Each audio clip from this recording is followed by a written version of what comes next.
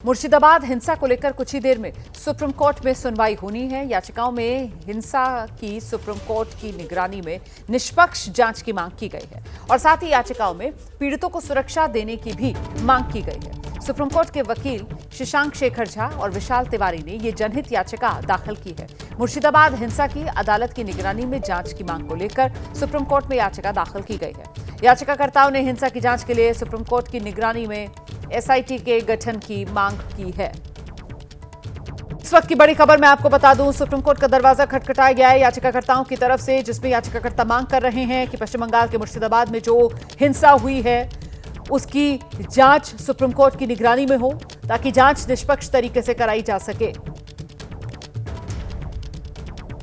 कुछ ही देर में supreme court में याचिका पर सुनवाई, हिंसा की सुप्रीम कोर्ट की निगरानी में निष्पक्ष जांच कराई जाए, ये मांग याचिका में की गई है। साथ ही पीड़ितों को सुरक्षा देने की मांग की गई है। सुप्रीम कोर्ट के ही वकील हैं शशांक शेखर झा और विशाल तिवारी, उन्होंने ही ये जनहित याचिका दाखिल की है। तो मुर्शिदाबाद हिंसा की अदालत की निगरानी में जांच की मांग। उधर पश्चिम बंगाल में हिंसा के बाद मुर्शिदाबाद के धुलियान से भागकर मालदा के राहत शिविरों में शरण लेने वाले परिवार वापस अब अपने घर लौट रहे हैं, जिन्हें पुलिस कड़ी सुरक्षा के बीच धुलियान लेकर आई है। मुर्शिदाबाद में हिंसा के बाद मालदा के परलालपुर में हिंसा पीड़ितों ने शरण ले रखी थी। राज्यपाल और राष्ट्रीय महिला आयोग की टीम ने भी इन लोगों से मुलाकात की थी और अब ये लोग वापस अपने गांव लौटते हुए, तस्वीरें आपके सामने है, देखिए किस तरीके से नाव से ये वापस लौट रहे हैं। मुर्शिदाबाद के धुलियान से ये पलायन करके गए थे, नजदीकी जिले मालदा पहुंच गए थे और वहां मालदा के स्कूल में इन्होंने शरण ले रखी थी, जहां पर राज्य सरकार की तरफ से इनके रहने और खाने की व्यवस्था की गई थी। लेकिन अब सुरक्षा बंदोबस्त के बीच वापस मुर्शिदाबाद लौटते हुए, वापस अपने घरों की ओर लौटते हुए ये लोग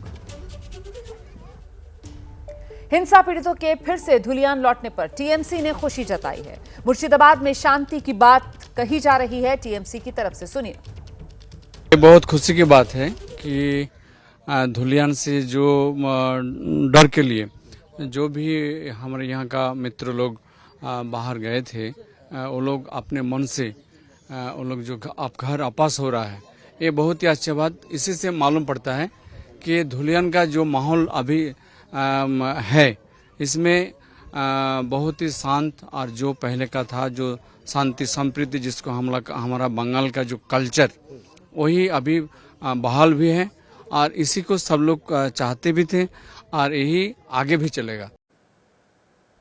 तो टीएमसी के सांसद को आप सुन रहे थे, जिनकी तरफ से कहा जा रहा है कि अपने आप में ये खबर संदेश देने के लिए काफी है कि अब मुर्शिदाबाद में हालात जो है वो सामान्य हो रहे हैं, डर और खौफ का माहौल खत्म हो रहा है। इसी वजह से वो लोग जो डर की वजह से चले गए थे, अब वापस मुर्शिदाबाद धुलियान लौट रहे हैं। तो एक तरफ तो हिंसा का मामला और जो पीड़ित हैं हिंसा के, अब वो अपने घर लौट रहे हैं, लेकिन बीजेपी विधायक अग्निमित्रा पॉल ने ममता सरकार पर बड़ा आरोप लगा दिया है। वो क्या कह रही हैं, ये सुन लीजिए जरा। जिस तरह से हिंदू को चुन चुन के उनका घर जला दिया गया, उनका माने बिजनेस को ख़त्म कर दिया गया, महिला के ऊपर अत्याचार हुआ, मंदिर टूट माने जला दिया गया, तोड़फोड़ किया गया, ये दंगा नहीं है। क्योंकि दंगा दो तरफ होता है, ये दो तरफ नहीं हुआ है, एक तरफ। ये एथनिक क्लिनजिंग है, जैसे हम लोग देखे हैं ना दूसरा देश में भी जैसा होता है। ये हिंदू को पश्चिम बंगाल से भगाना है, ये एजेंडा से ये किया गया है, ये कोई दंगा नहीं है। और ये करवा रहे हमारी सरकार, ये स्टेट स्पॉन्सर टेररिज्म है। माननीय मुख्यमंत्री ममता बनर्जी करवा रहे हैं। आप सुन रहे थे बीजेपी के विधायक अग्निमित्रा पॉल को, जिनकी तरफ से कटघरे में ममता सरकार को खड़ा किया जा रहा है। कहा जा रहा है कि जानबूझकर हिंदुओं को निशाना बनाया गया। हालांकि अब तस्वीर पश्चिम बंगाल से जो सामने आ रही है, उसमें आप ये देख रहे हैं वो हिंदू परिवार जो मुर्शिदाबाद से चले गए थे डर में, भय के माहौल में, अब वापस मुर्शिदाबाद लौट रहे हैं। मुर्शिदाबाद में जब हिंसा हुई थी तो धुलियान से ये लोग डर की वजह से अपना सब कुछ छोड़ छाड़ कर यहां से मालदा चले गए थे, लेकिन अब वापस मुर्शिदाबाद लौट रहे हैं ये हिंदू परिवार। और इसको लेकर टीएमसी की तरफ से कहा जा रहा है कि इससे अपने आप में ये संदेश जा रहा है कि अब स्थिति मुर्शिदाबाद में सामान्य हो रही है, डर और खौफ का माहौल नहीं है। इस बीच हमारे साथ हमारे सहयोगी निपुण सहगल जो सुप्रीम कोर्ट परिसर से मौजूद हैं, और जरा जानते हैं निपुण से वो याचिकाएं जो सुप्रीम कोर्ट के वकीलों की तरफ से लगाई गई हैं, पीआईएल है जिसमें जांच हो सुप्रीम कोर्ट की निगरानी में मुर्शिदाबाद में जो हिंसा हुई है, उसको लेकर क्या अपडेट है फिलहाल निपुण? देखिए, 2 याचिकाएं आज लगी हुई हैं जिनमें जांच की मांग की गई है कि वहां पर जांच हो और लोगों की सुरक्षा सुनिश्चित की जाए, पैरामिलिट्री फोर्स तैनात किया जाए। जहां तक इन याचिकाओं की बात है, थोड़ी देर में जस्टिस सूर्यकांत की अध्यक्षता वाली बेंच के सामने ये मामले लगने वाले हैं। वहां पर ये देखना होगा, चूंकि हाईकोर्ट पहले से सुनवाई कर रहा है, तो ऐसे में सुप्रीम कोर्ट क्या रुख अपनाता है इस मामले पर।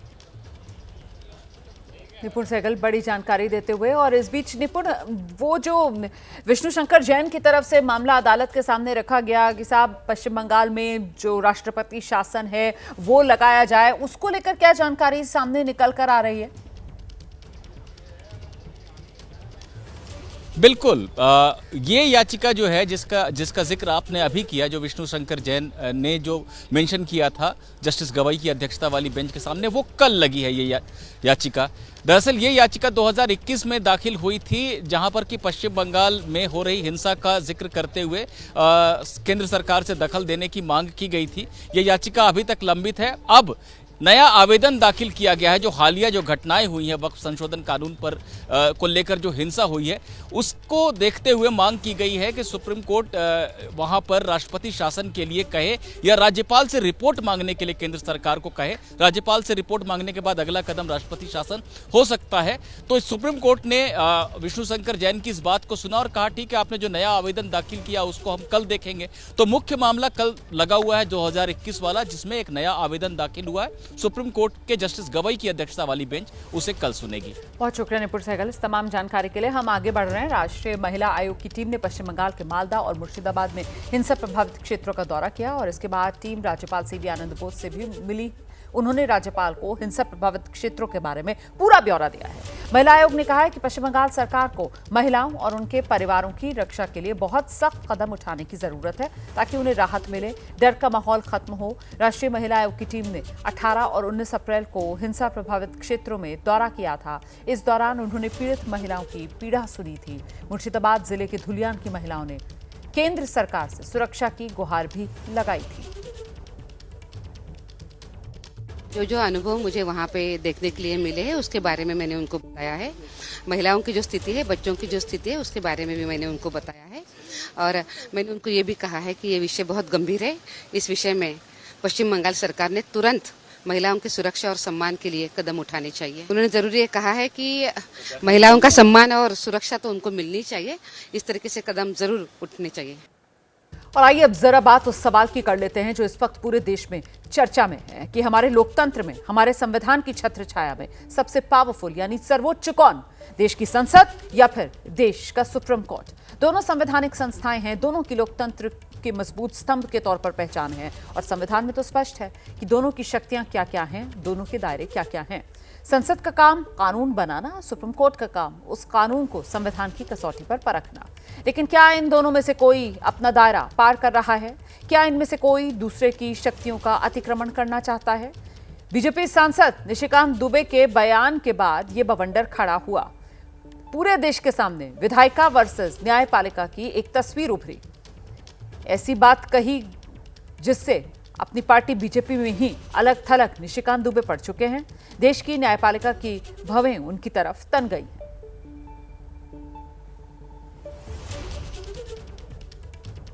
वहीं वक्फ कानून को लेकर 5 मई को आप जानते हैं एक बार फिर सुप्रीम कोर्ट में सुनवाई होनी है, पर उससे पहले हर रोज देश के किसी न किसी हिस्से में इस कानून के खिलाफ बड़ा प्रदर्शन हो रहा है। और इस बीच बीजेपी के सांसद निशिकांत दुबे का बयान जो इस विवाद को एक नई दिशा में खींच ले गया है।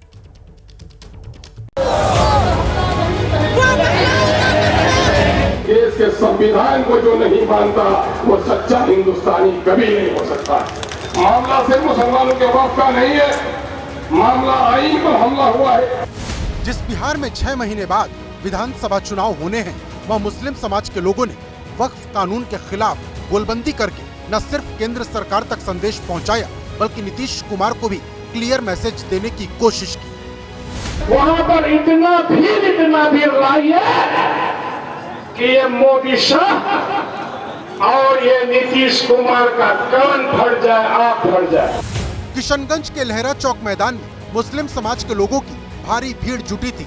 वक्फ प्रोटेक्शन मूवमेंट के बैनर तले कार्यक्रम का आयोजन हुआ था और बता दिया गया कि अगर कानून वापस नहीं हुआ तो बड़ा आंदोलन शुरू करने में ज्यादा वक्त नहीं लगेगा। ये कोई एक मुसलमान और हिंदू की लड़ाई नहीं है। जिन लोगों ने ये कानून लाया है उसकी कोशिश यही है कि इस मुल्क में दो कम्युनिटी में इसी तरह हिंदू मुस्लिम करके लोगों को सड़क पर लाए और अपनी हुकूमत करें।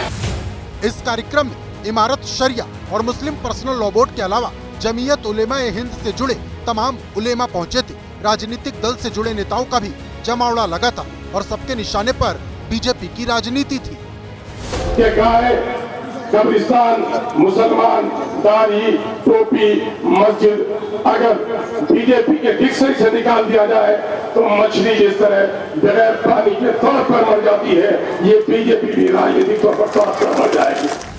इस कार्यक्रम में ओवैसी की पार्टी के बिहार अध्यक्ष भी थे और आरजेडी के सांसद मनोज झा भी। मनोज झा ने मौजूदा हालात को तूफान बताया और मुस्लिमों से एकजुट रहने की अपील की। जब तूफान आता है ना तो पसमानदा गैर पसमानदा नहीं दिखता है।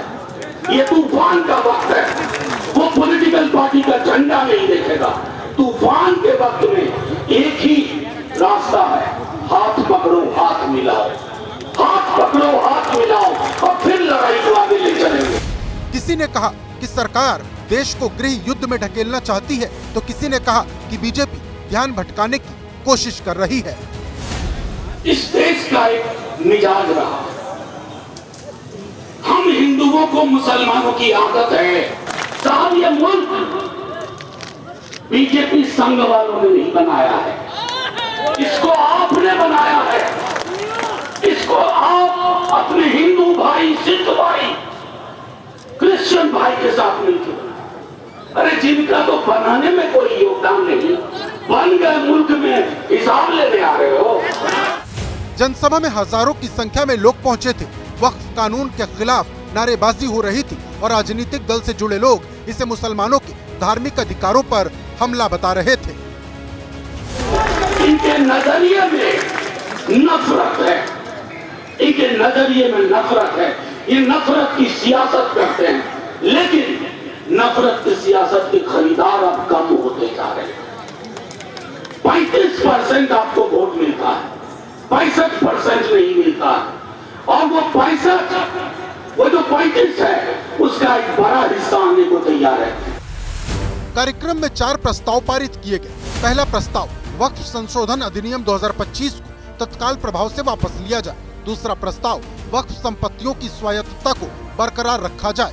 तीसरा प्रस्ताव, मुस्लिम पर्सनल लॉ में किसी भी प्रकार के सरकारी हस्तक्षेप से बचा जाए।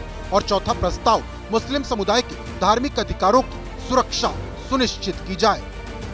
कहते हैं कि जिस खानदान का बेटा आवारा निकल जाए वो पुरखों की जमीन बेचता है, शराब पीता है, पुरखों की जमीन बेचता है। इनके पास करने को कुछ नहीं है, तो जो हमारे पुरखों की जायदाद है तुम उसको बेचने का पेच लेके आ रहे हैं और इसको लोगों ने समझ लिया। एक तरफ बिहार का किशनगंज वक्फ कानून के खिलाफ लग रहे नारों से गूंज रहा था, तो बिहार के ही बक्सर में मल्लिकार्जुन खड़गे भी जनसभा करने पहुंचे थे। खड़गे ने भी आरोप लगाया कि बीजेपी की राजनीति सिर्फ हिंदू मुसलमान पर टिकी हुई है। लोगों को हिंदू और मुसलमान में बांटने के लिए ये काम करके उन्होंने देश को इतना तबाह और तंग कर दिया है। आज लोग परेशान हैं देश के लोग। वक्फ कानून के खिलाफ बिहार से लेकर हैदराबाद तक सियासी संग्राम छिड़ा है। ओवैसी जिस सभा में भी जा रहे हैं, वहीं से वक्फ कानून को लेकर सरकार की नीयत पर सवाल उठा रहे हैं। आपके पास सेलफोन है, जरा खोल के लाइट जलाओ ताकि हमारे बीजेपी वालों की दिमाग की बत्ती जले। 2019 लाइट खोलो ताकि हम इस वक्त कानून के खिलाफ पूरे मुल्क को पैगाम दे सकें। शनिवार की शाम हैदराबाद में ओवैसी ने वक्फ कानून के खिलाफ जनसभा की थी। इस जनसभा में बड़ी संख्या में लोग नजर आए। एक तरफ सियासी जनसभाएं चल रही हैं, तो दूसरी तरफ बीजेपी सांसद निशिकांत दुबे ने सुप्रीम कोर्ट पर ऐसा बयान दे दिया जिसने नया बखेड़ा शुरू कर दिया है। इस देश में धार्मिक युद्ध भड़काने के लिए केवल और केवल सुप्रीम कोर्ट जिम्मेवार है। सुप्रीम कोर्ट अपनी सीमा से बाहर जा रहा है और सब कुछ के लिए सुप्रीम कोर्ट जाना है, तो इस संसद का कोई मतलब नहीं है, विधानसभा का कोई मतलब नहीं है, उसको बंद कर दे। बीजेपी के सांसद ने सुप्रीम कोर्ट को लेकर ये विवादित बयान इस वजह से दिया क्योंकि सर्वोच्च अदालत में वक्फ कानून पर दाखिल याचिकाओं को लेकर सुनवाई हो रही है और इस पर सुप्रीम कोर्ट ने कुछ बड़ी बातें भी कही।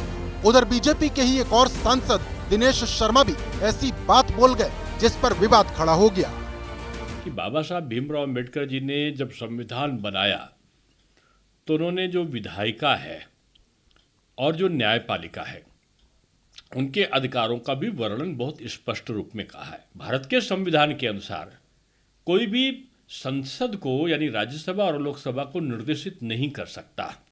अब बीजेपी के ये दोनों नेता विरोधियों के निशाने पर हैं।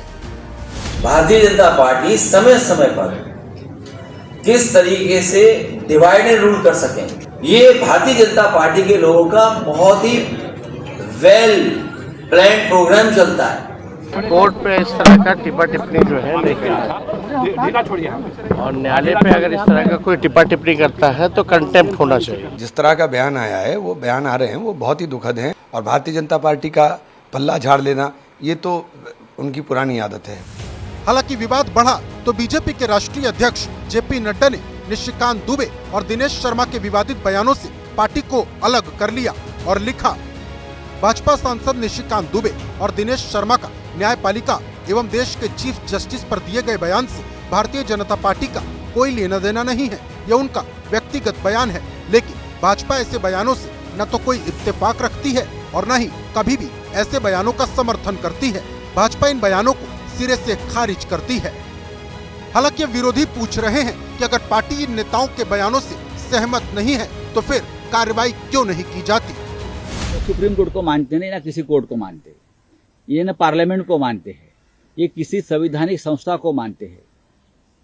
अब निशिकांत दुबे बात करेगा सर्वोच्च न्यायालय के ऊपर, सुप्रीम कोर्ट के ऊपर। ऐसे व्यक्ति को, सर्वोच्च न्यायालय पर इस प्रकार की टिप्पणी करने वाले को पार्टी से निष्कासित करना चाहिए। मैं राष्ट्रीय अध्यक्ष जी से इतना कहना चाहूँगा कि अगर ये आप उनकी जो बातें हैं उनसे अपने आप को अलग करते हैं तो उनके ऊपर अनुशासनात्मक कार्रवाई करें।